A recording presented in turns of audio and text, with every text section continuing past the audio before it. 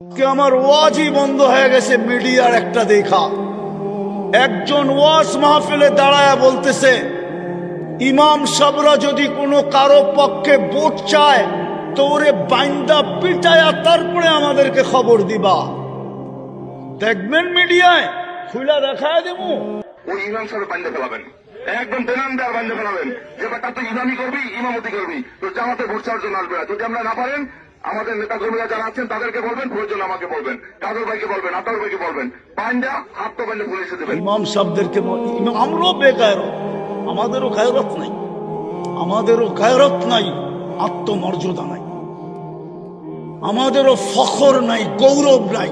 নাইলে আমাদের উচিত সব মসজিদ কমিটির হাওলা করে দিয়া সভাপতিরে বলা তুই জুমা পড়াবি, সেক্রেটারিরে বলবে তুই ফজর আর এশা পড়াবি, কোষাধ্যক্ষকে বলবে তুই আসর আর মাগরিব পড়াবি, বাকি কমিটিকে বলবে পাক করে জোহর পড়াবি, আমরা পড়াবো না। খুদায় আওয়াজ না খুদায় কি হবে, মৃত্যুই হবে।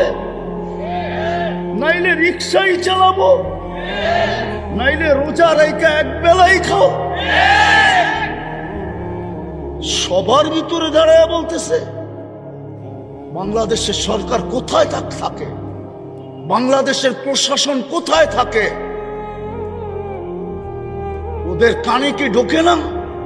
ওরা কি চোখ দিয়ে দেখে না? একজন ইমামকে বলতেছে খবর দিবা বান্দা পিটায়া, আমাদেরকে খবর দিবা, আমাকে খবর দিবা, আমার লোককে খবর দিবা। এটা কোনো কথা? আবার বলে বাক স্বাধীনতা। বিবেক কি এতটুকুই হারা? ওই ইমামের কি বংশবলী নাই? ওর কি মা বাবা নাই? ওর কি আত্মীয় স্বজন নাই? ও কি এলিয়ন যে আকাশ থেকে আসছে আকাশে চলে যাবে? ওর এই সমাজে কেউ নাই। আকল পড়লে বলে এরকমই পড়ে, পায়ে হাত দিয়া বলি রাগ হয় না।